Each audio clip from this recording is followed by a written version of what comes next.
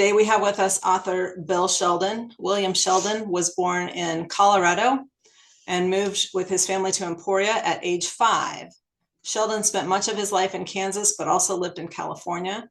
He received his Master of Fine Arts at Wichita State University. He was a professor of English at Hutchinson Community College, where he taught creative writing. His poetry has appeared in such journals as Blue Mesa Review, Flint Hills Review, Coal City Review, and Midwest Quarterly. Bill's books are Retrieving Old Bones, Into Distant Grass, Deadman, and his most recent book is When I Go West, which is by Meadowlark Press. Today, Bill is going to talk with us about an approach he's had success with, one designed to reduce the anxiety of a blank screen, a blank page, blank screen. So welcome, Bill. We're very happy to have you with us today. Well, it's good to be here. Can everybody hear me okay? Sound good? Okay. Um, Thanks to Tracy for inviting me and all of you for having me here today. Um, the title of the piece is Lowering Your Standards, and it is a kind of practice that I've had luck with, and that my students had luck with. And we all know how easy it is when things are coming, when you're inspired or it's just you get up in the morning and you know where you're going that day. But a lot of times that isn't necessarily the case. And this was something that a practice that I found really helpful. And since I taught at Hutchinson Community College, you had to know a little bit about William Stafford, of course, our most famous son, perhaps here in Hutchinson, the poet, fiction writer, nonfiction writer. And Stephen Hind, who taught with me at Hutch CC, introduced me really to Stafford beyond the anthologized poems I was teaching, things like Traveling Through the Dark and at the Klamath Berry Festival, and some of the traditional short stories that I probably ran into in junior high or high school. Um, One of the things I came across that I liked an awful lot was a quote of his, which said to write in the language of every day, picking up the bonuses you can and economizing on the losses. But one of the things I found out was not only did he write in the language of every day, but he wrote every day at 4:30 in the morning after returning from a run, clear into his son Kim said that even as he got older, he said, "Well, why don't you run a little less than 4 miles?" No, he just get up earlier.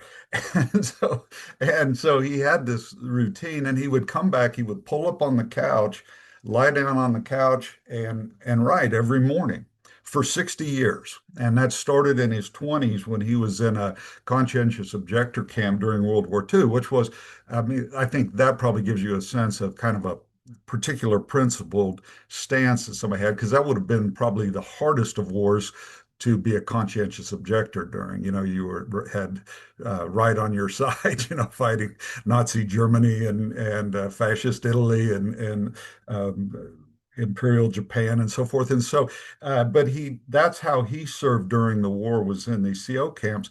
And he was starting to write, and he figured that if he got up before everybody else did, which was pretty early, 4:30, because of Reveille, he could get some writing done. And so he began this practice, which he carried on until his death. And as a matter of fact, one of the last things he wrote on the day he died just suddenly keeled over. I suppose the most desirable of deaths. He had written, one of the last phrases was "in all my love," which seems a kind of, that's not a bad thing to write right as you're about to go. But anyway, to my point, he was often asked, "Hey, you do that every day? You've done that for, 60 years." And it led to 60 some, I can't remember the exact number, but 60 some volumes of poetry, of short stories, and memoir, books of criticism, and so forth. So people would ask him often, "Don't you worry about having writer's block?" And he had two answers that he gave with frequency, according to his son Kim. One was, "I don't know enough to have writer's block," which I really love that, because it pushes the idea of writing as discovery. There's a really nice video if you can get your hands on it. It may be on YouTube or some other streaming service by now, but it's entitled The Life of a Poem. And even though he talks about his own poems in this, I think it's really applicable to writing in general. But he said, I want to stay in the current, both the metaphoric current of, like a river, things flowing, but also then, of course, the flow of time, the present. And he said, the current pushing us along, the current of the moment happens to everyone. He said the noticing of things in the current happens to the few, and the crystallizing of those things into art happens to the writer or other artists. All my visual artists taking creative writing would kind of bristle at that point. I said, I think you can substitute artist for that in general. Uh, but he said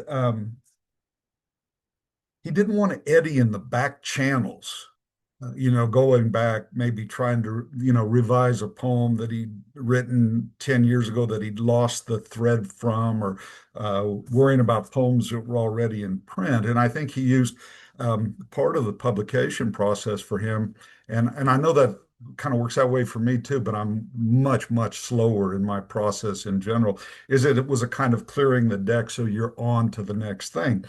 But the other thing he said that I like maybe even better than that, and I certainly don't know enough to have writer's block, so every time I feel like I'm stuck, I remind myself that you're not that smart. But he says, when I feel that happening, he said, I lower my standards and ride on, which is where I derive that title. And so I want to just kind of share a little bit of his process, talk about how that's helped with me. By the way, Tracy said if I wanted to amend her comments, if I say something and it doesn't make sense and you want to ask a question, it's probably better to do that right then and there and pull me up short. Or if you just have a question in general, observation that ties in, feel free to chime in, and I'll remember where we're at, and as I used to tell my students, I'll always say all the things I wanted before the day's done if I remember them all. But anyway, in 2014, Kim was here. That would have been his son, Kim Stafford, was here in Hutch and gave a talk at the college, and I think at Newton Library and at a venue in Wichita, and then up in Lawrence, and had kind of a reunion tour. He talked about his father always held Kansas up as the ideal because he was born in Hutch, grew up in liberal. I mean, he was raised here too, but grew up in liberal and El Dorado as well. And he told the story that trip about his father when he had eventually moved to Oregon, and they went into some co-op. I don't remember what it was they were getting, and everybody was having trouble with this gas can, getting this rusted lid off a gas can. And they were just about to send for the slip jaw pliers when his dad said, let me see that. And he cranked on it and turned the lid, got it off. And then he held up his hand like this and said, Kansas pliers. And so that was, Kim said, that's what we grew up with, this ideal of this place. But he talked about his process that started really probably about the time in some ways his dad was leaving Kansas, because he came back for a short while after the war, but then he started teaching out in Oregon um, after he got his master's. I can't, his PhD, I believe, was somewhere else, but he got his master's from the University of Kansas and then kind of moved on. But Kansas is always what he held up. And so his process started about the time that he was leaving Kansas. He came back for a short period and then went on again. So he said for 60 years worth of time, his father would get up and go through this process. That video I mentioned, the life of the poem, shows excerpts from it. So it's worth way beyond just my talk here. It's worth looking into. I'll share this with you just real quickly. Here's what Kim laid out for us. Let me go up here. So he said, here's what his dad would do. And I think he kind of simplified it. I don't know that it was quite as formulaic as this, but he said he would start off, there were four parts. The first one was the date. Okay. And so you write down whatever the day's date is and whatever form you feel comfortable with, whether it's you're abbreviating or just using numbers and slashes.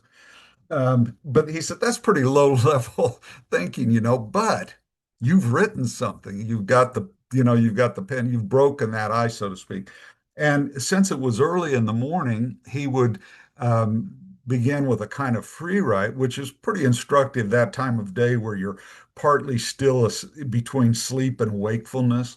And so some of the examples I've seen, may start off with a dream he's had, and then it it goes into something else. I know in my own experience, this part um, might be really short, or if I'm just sort of trying to grab some traction, it might go on a little bit longer. Now, I don't. When I did this, I did it by hand on a legal pad. But even though I'm not a doctor, I play one on Zoom, and my handwriting is really kind of hard to read. Years of grading papers and has probably ruined it. But so I'm going to show you an example from mine here in just a little bit. That, but anyway, I'll spare you the handwritten version. And then that would lead into an aphorism that came out of the free write. Now, we know an aphorism, a kind of pithy, concise statement that expresses a general truth. Sometimes they become so popular that they lead into cliche. But some of them that I think of every now and then that I thought that were pretty good. Experience is the name everyone gives their mistakes. That's from Oscar Wilde. Marcus Aurelius, who was, of course, emperor of Rome, um, but also a Stoic, said that one can live well even in a palace. And of course, we're familiar with all the ones that, if you've seen Hamlet or read it, that Polonius just lays on his son as he's leaving for college.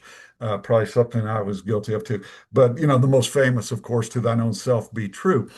Um, Stafford had some that I like even better, I think, than those that, as far as I know, didn't end up in any poems. And I thought, man, if I'd have thought of that, I'd have had to have made a poem out of it. But what can be made with a knife can be marred with a knife. That's pretty nice. Wood that can learn is no good for a bow. Stafford, as a kid, made his own bows, and went out and hunted rabbits with them and was successful, evidently, from stories that were told. But he had but he knew that, but that's also kind of good. There are some things that have to remain true to themselves to be worthwhile. Interesting notion from, conscientious objector. Um, I grabbed a couple as I was going through some of my daily writings that I kind of like maybe more than others, but they also tie in with something I'm going to show you later. There was one, the dead are busy in their own way. And then another one that I kind of liked, and I'm sure it was just spawned by my lab wanting in or out that we had at the time. The dog pants and whines at the door. Will you let him in? And I ended up using that as a kind of metaphor eventually. But anyhow, back to my point, I was interested in how that aphorism works in the next stage. I just ran across, just fortuitously the other day on LitHub, an article comparing the aphorism, that short, pithy statement, to poetry. It's concision. It's trying to get across an idea in the most compressed, effective way that you can. And also getting the most out of language, what Stafford talks about, writing in the language of every day, picking up the most bonuses you can and economizing on the losses, the things you have to cut as you write. And I remember thinking that as I was reading that yeah, but it also applies to fiction. And I remember hearing grown-ups say, to something that maybe we wished could happen. Well, it'd be pretty to think so. And I didn't realize that probably a lot of that, if it's the end of Hemingway's The Sun Also Rises, the character says, wouldn't it be pretty to think so? And I thought, I heard that a lot growing up, or some variation of that. I don't know if it originates with Hemingway or if he's just making use of somebody else's aphorism, but there are those nice kind of things that really, in a sense, pulls together and summarizes the thoughts of many of the thoughts of the whole novel. And so I've had students who were more geared towards fiction than poetry find this use of the aphorism as a way of driving what happens in the poem. And so then with Stafford, a lot of times that aphorism or several of those started functioning as lines of the poem. Okay. So, and then you get your daily writing uh, or your daily writing as far as what the poem is, an incident from a short story, a description from a memoir, whatever that happens to be. And that might go on for, depending on what it is you're writing, one page, several pages might last half an hour, just depends on what you're wanting to do. Um, you probably know that feeling of when you're writing and you kind of come up out of the trance, as some people call it, of not knowing how long you've been doing it. Other days, it seems like you've been doing it for 3 hours and it's maybe 5 minutes or something, but on the hard days. Um, Oops, I don't want to share again. I want to exit out of that. Um, well, no, we'll leave this up because I'm going to slide right into there. So um, let me see if I can exit out of here again. Um, okay. Did I double up on myself or was that document still up? I can still see your Okay. document. Okay. All right. So when I was working on one of my books, it came out of this exercise. That day Kim was there, he said that if his father could do this follow this model, if he could do this for 60 years, Kim said, I thought I could do it for the whole year of his 100th birthday, even though, Stafford's long gone. So he started January 1st and plowed on through the year. Well, taking the advice from Kim and lowering my standards, I thought, I'll do it for 1 month. Okay. And I just thought I can get it through April. I'll follow this plan.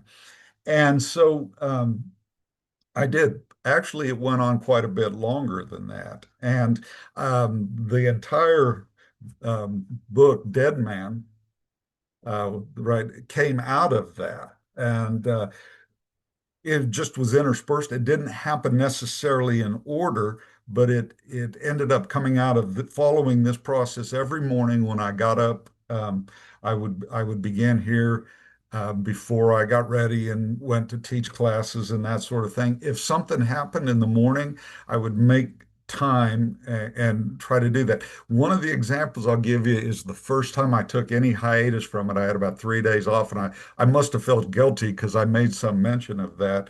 Um, there was one day I found as I was going back through all of these daily writings that they're scattered now, a bunch of them in notebooks and journals and such all over. But for a while, I kept them all in one place, and I found one that said, uh, "Family was in town, sat on the patio, didn't write a damn thing." So it was some days it worked better than others. But and as I said, lest you think this works only for poetry, that the book I was talking about, Dead Man, is essentially a narrative. It's a long narrative poem divided into uh, little sections, and it's episodic in its nature. And that my students who were fiction writers, I had a student who took my creative writing class um, who was mainly interested in working on a memoir. And they found this practice helpful, especially when they were stuck. So my practice is a little more erratic than Stafford's. I would not claim I use this every day. I don't even necessarily write every day. I kind of bounce back and forth between interest in music and some visual arts stuff. And but when I feel, I guess, which kind of intellectually constipated or the writing isn't happening, I fall back on this every time as a means to sort of generate something. So here's an example from June 30th, 2014. I must have something ready to go because the free write that follows is really short. So 3 days off, I must have been really wanting to get back to it that day. But it says back to following a 3 day hiatus from any writing, needed to recharge, perhaps. Lazy was maybe another way of thinking about that. A lot of work at the college. I paused, and the trip to Emporia, busy day today, trying to get some things done prior to meetings. T&W, I have no idea now what that means. Luckily, that wasn't important, after that day. Good to be in this chair with coffee, sparrows landing in the gutter. Sparrows landing in the gutter might have been a nice line to use somewhere. I'm glad I saw that again. Maybe that becomes something. And then because it wasn't the first of the Deadman poems that I'd written by any means, so I'm probably thinking about him a lot. But I had this Deadman sing strange songs of water passing, equivalent of train songs or lovers leaving songs. Deadman's country songs are different. And so here's a rough draft, and then I'll show you what it eventually came into. But you can see all the bones, if you'll pardon that pun, are right there. I'll just say because I don't imagine everybody's ran out and bought the copy of that book as soon as they heard, and maybe this is the first time you're hearing of it. Deadman is a character who showed up out of a dream, literally, and that's kind of what started my writing of this that day. He showed up out of a dream, and I just many days during, I think it's 2014, that was the character that I wrote about, or that was the piece. And he is somebody who was dead, who was dug up by a dog. He goes about trying to find, what do you do if you're a living dead man? What kind of life do you have, and so forth. And he goes through all kinds of permutations. He does a short stint with the weather on the local news. He's in a sideshow. He becomes a rather famous rock and roll singer. Tries for a while to start his own church, which mainly talks about coffee, black. He's an interesting character, or was to me anyway, and then eventually finds his way back to music. Of course, um, his final act is more existential. If you're dead, can you leave this world? Which was, his problem. But anyway, this is just a quick sketch that I had that day. Deadman writes his first song. It is of water passing. And you can see I drew a line through that. I didn't like that right away, but he can drink whatever he wants. He doesn't urinate. One of the mysteries of Deadman. I don't know how that came about.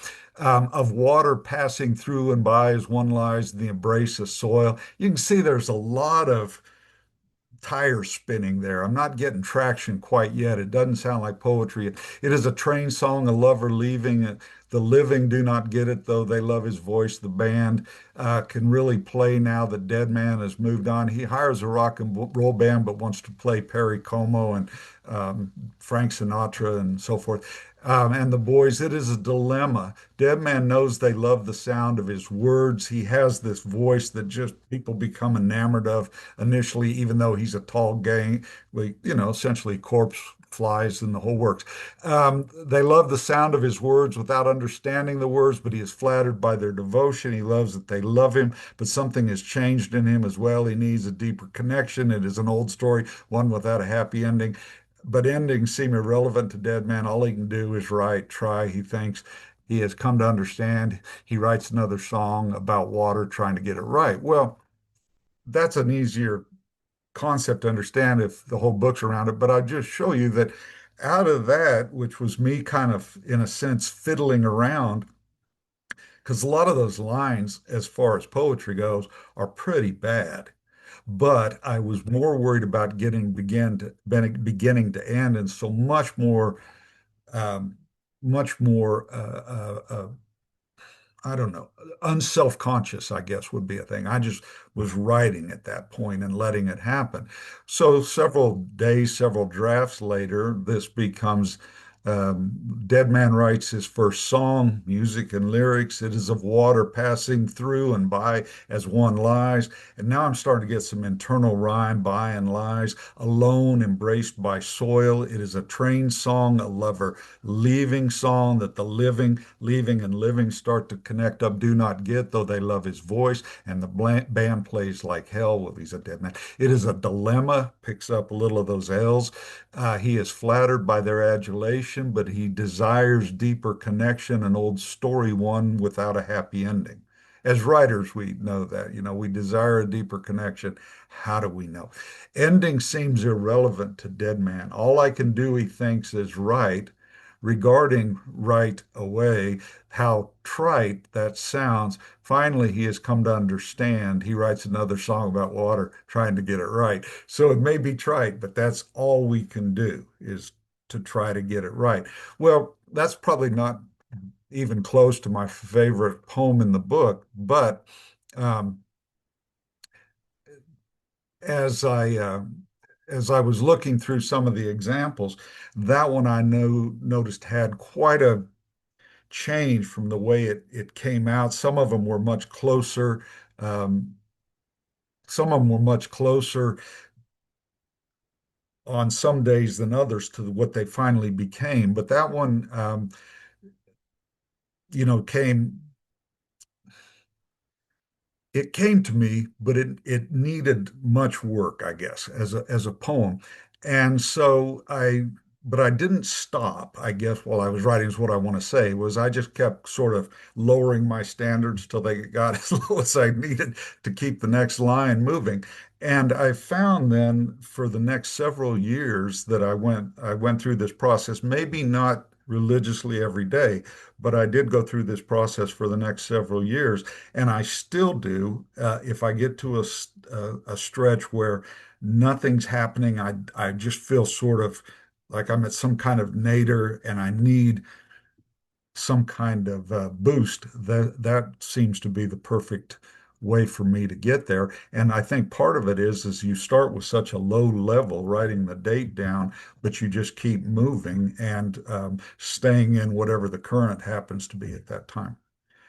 All right. Well, God, that's a lot of me. Been gone from teaching too long and just took advantage of the stage, I guess. But do you guys have questions? Anything that it's not like a real high level concept, but any questions you have or anything you want to say or add to it?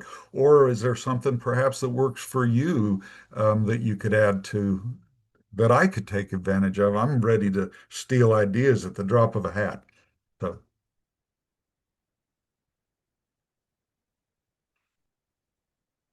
I have a question, a comment, or I'd like your thoughts on. Um, so the the daily writing, in your mind, are you always writing with publication as the end goal? Or do you ever just have to write whatever gibberish? Does your Yeah, grocery list count? no, that's a really good question with Deadman. I had no idea if anybody was going to be interested in that. And at first wasn't even thinking that direction. It was just, this guy is interesting. And I really literally would go to bed thinking about my first cup of coffee and wondering what Deadman was going to do the next day. You hear writers talk a lot about characters that come to the fore and sort of take control of the book or something. And I always thought that was just, kind of, it was a nice thing to say until it happened. And I literally would go stretches where that was the first thing I did every day was figure out what, watch and see what Deadman was doing, I guess. Figure out's the wrong term. It was just sort of like I was observing and writing. So no, I don't write with always with an eye on public. I'd like to think that every time I sit down, I'm writing something that somebody else is going to want to read. But the reality is that's not always the case. And you look over it later and you go, yeah, no, and throw it out. So no, I don't worry about that too much right at the beginning. Yeah. That's a good question though. Anything else? How are we doing? I, I'd be curious how many people here are writing daily. Just show of hands or. That's hard. I find it impossible for me to do. It's just not, I think, in my nature. Wichita asked, do you have any more publications in mind after this book? Yeah, the most recent one I'll give Meadowlark a plug here is When I Go West, and partly because it's just really a handsome book. Tracy did a great job with putting it together. Um, I am working on one, and I know it's not like a time probably as far as where we're at literarily and any real desire for it, but it is a kind of long narrative structure, much like Deadman, even though, that was the first time I'd ever done anything like that. And while I was on sabbatical working on that book, another character came up and sort of started walking on stage. And so periodically I dip back in and see what he's up to. He's not Deadman, he's different, but that's been really interesting too. So I probably work on that more than anything else right now. As far as poetry goes, there are other things I'm writing, but that's the poetry that I work on at this point. Good question.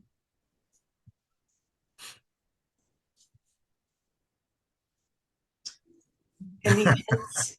Yeah, that's a great question.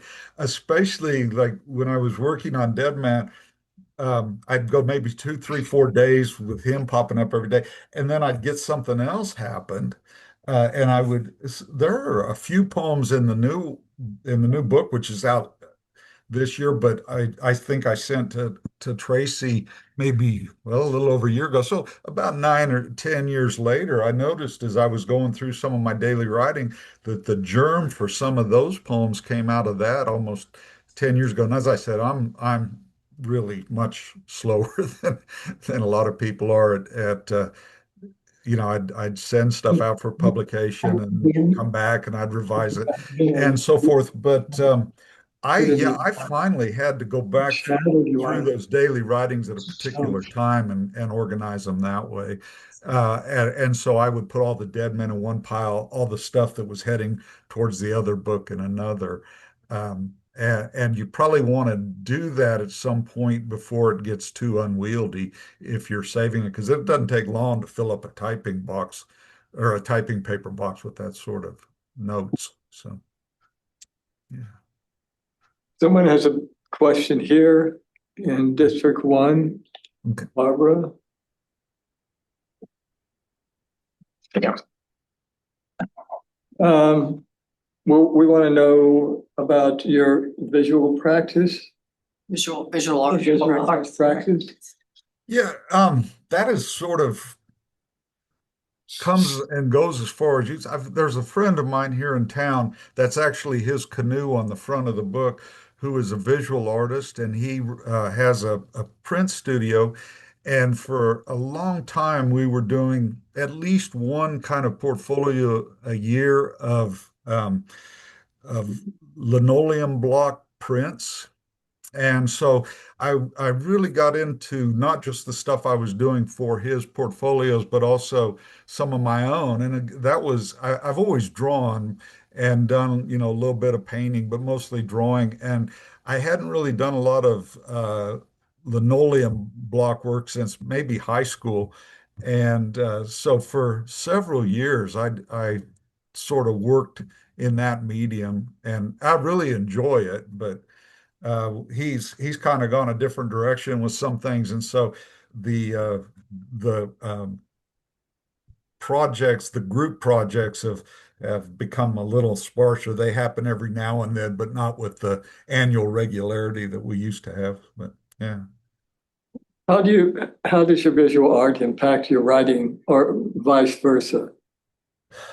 Yeah, I think just probably the interests that I have. I mean, there are certain things I've done that are really focused, I suppose, on the natural world.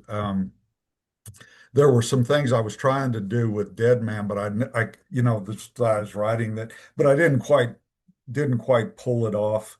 Um, but I don't know that they align themselves all that well, all that often. They seem to move in different directions. And I'm just always happy, whether it's writing, visual art, or what, that anything happens, I'll take whatever comes.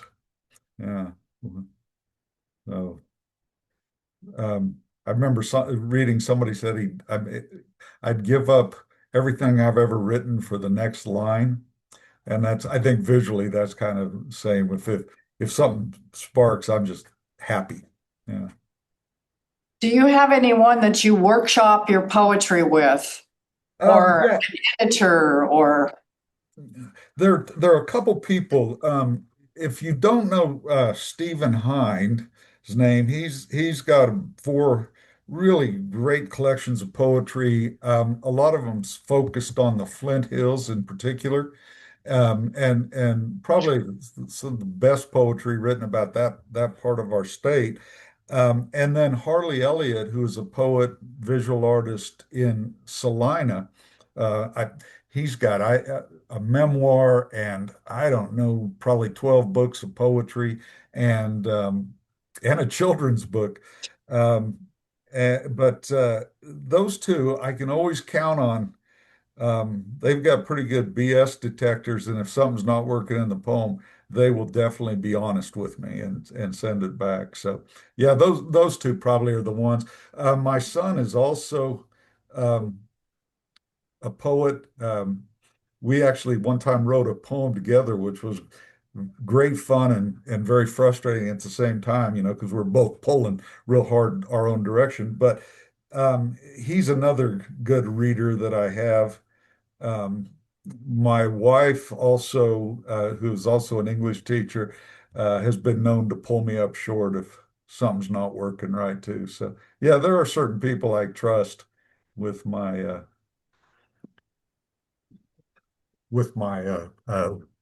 work. I know they're going to not lie to me. Yeah. I saw somebody ask about the music. That was one of the things I'm sure the Deadman writing his first song came from some of my attempts at songwriting. That I find that really hard to do to, figure out music and lyrics. Lyrics are a lot easier for me, but uh, one of my bandmates, it's like every concert we have, every gig we play, we have at least two or three new songs that we may have only practiced twice. I mean, the stuff just pours out of him. And so we're always trying new stuff.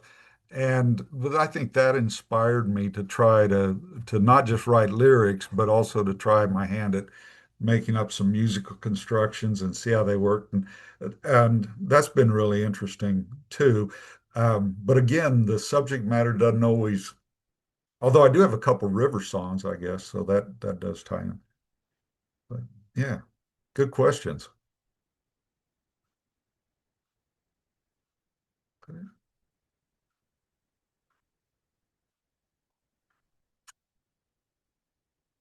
So anything else?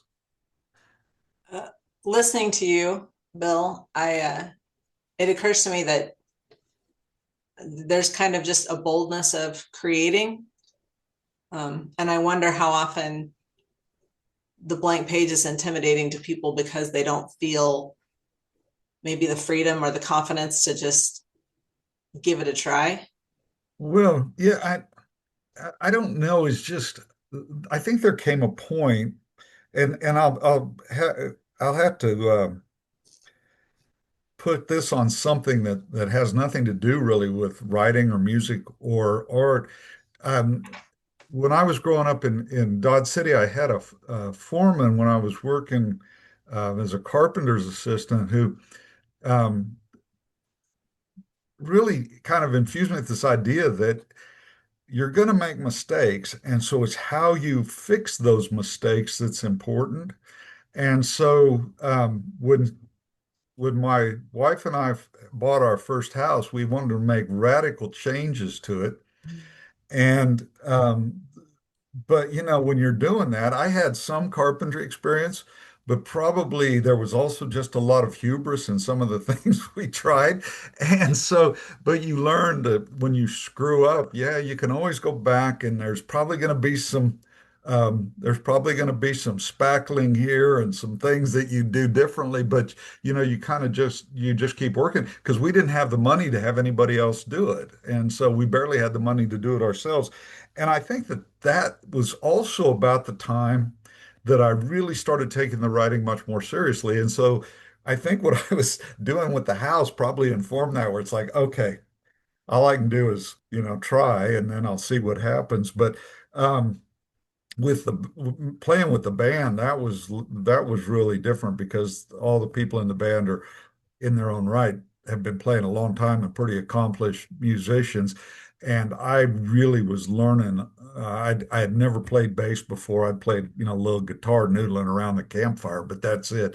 And so I really had to learn. And there just came a point where I thought, okay, all they can do is, fire me, although we weren't making any money, but all they can do is kick me out of the band. And I was already out of the band before I started. So I think sometimes it's just um, I just have gotten to a point where certain things I don't mind screwing up, and I think teaching helped. You're going to screw up in front of a large group of people with some, I don't know, not great frequency, hopefully, but with some frequency. Pretty soon you realize the world doesn't end. I'm not going to croak because of this, and so I'll, just carry on, try it again tomorrow, and I think that helps. So yeah. And plus, I think I write for myself first, and that helps as well. Just but you probably heard all that before.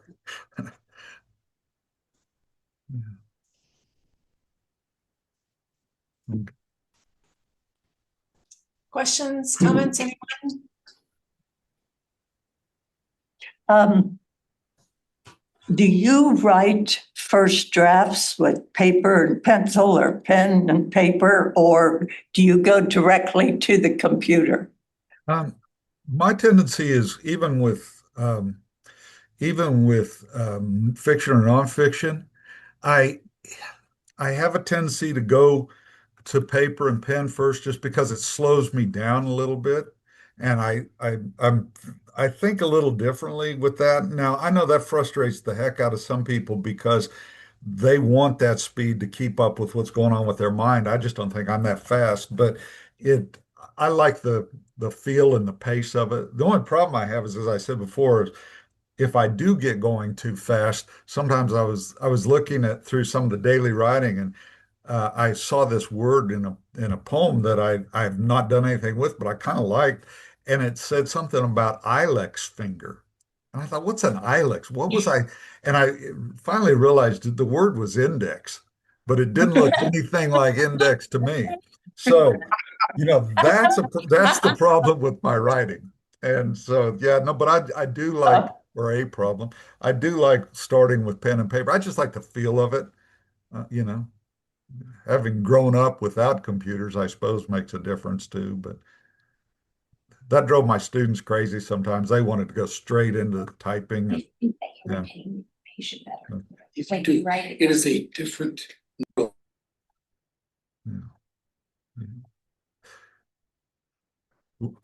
I saw something pop up about what do you do with the um, inspiration that hits in the shower or while you're driving.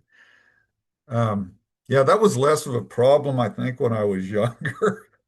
I'd remember, but yeah, yeah, I do a lot of my first drafts, I think, in my head when I'm walking, or I spend a lot of time on the river. I might be wading the river, and so I really have to kind of say things over and over in a sense, so I don't lose not just the thread of the idea, but maybe the rhythm of what I was wanting to say. And I get kind of obsessive about that sometimes while I'm walking, with the hopes that I'll have some inkling of that when I get back near paper. Um, Sometimes I've got a pen with me, and I usually have some receipts or something in my wallet that I can use and write real fast. I was going through those daily writings and I found one of them was on a napkin. So I must have decided I was going to do my daily writing while I was at a restaurant or something. And so, but yeah, I always hope that there's something nearby that I can write on. And if I forget it, I think, well, must not have been that good anyway. That's that's what I tell myself. But yeah, the shower in that early morning, that's one of the better times I think for ideas. It seems like when you're half asleep, half awake. Maybe me all the time.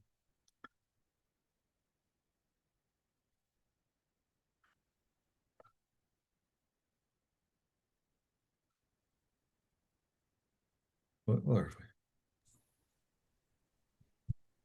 All right, it's 12:15. We do have a few more minutes if anybody has anything else to add. Do we want to just throw out what are your ideas for a blank page? Does anybody else have some tips they want to share? Well, I have a question though. Does he assign his students to read his own work in class? Free editing. No, I've always been sort of hesitant of that. Yeah, and sometimes even when we're all working together and we're just doing a read around of what we got done. Um, the react I, the reaction is always like, I don't know, they're not. I'm not going to get a lot of feedback necessarily. Sometimes I will if it's a really good class, but some of them are like, well, he's a teacher. I'm not going to say anything about. And I just found it easier not a lot of times to bring my own stuff in. Sometimes they'll find a book in the library or something and ask me about it. But most of the time, I've tried to avoid that. That's a good question. I know some people assign their books and make their students buy them, but that's never Yeah, appealed to me. I've known people to do that. Yeah, Technical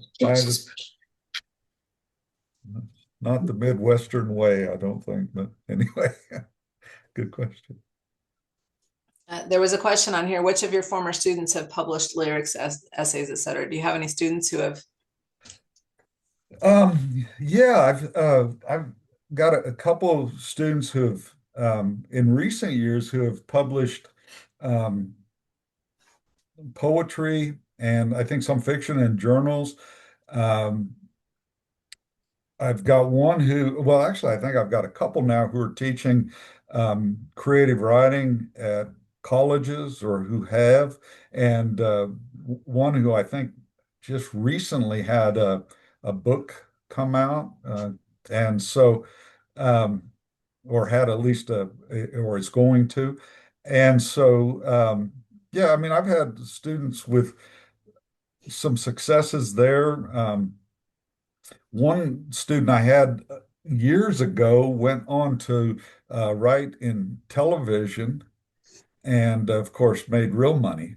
So he was the son of a doctor here in town. And I found out later, one of his friends came up to me at a restaurant and said, "Hey, he said next time I see you to tell you hello and that he's making his living writing now." And I thought, well, better than I'm doing. So yeah, there have been some that have done that. One of my best poets was also a music major, went to Cornell. Um, he was a really accomplished poet, I thought, but he went to Cornell, studied music, and then ended up he was the assistant to the Deputy Secretary of Transportation under in the Obama administration. So went a completely different way than the creative arts, and I've kind of lost track of it in the last few years, but just so I hope he's still writing because he was really good.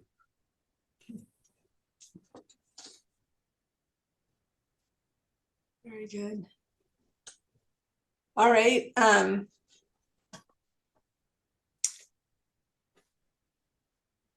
Any words of thanks or I really appreciate this, Bill. It's always fun to listen to you talk. Well, thanks. I appreciate you having me. This is what, my second time in a week? In a week, yeah. I know. Yeah.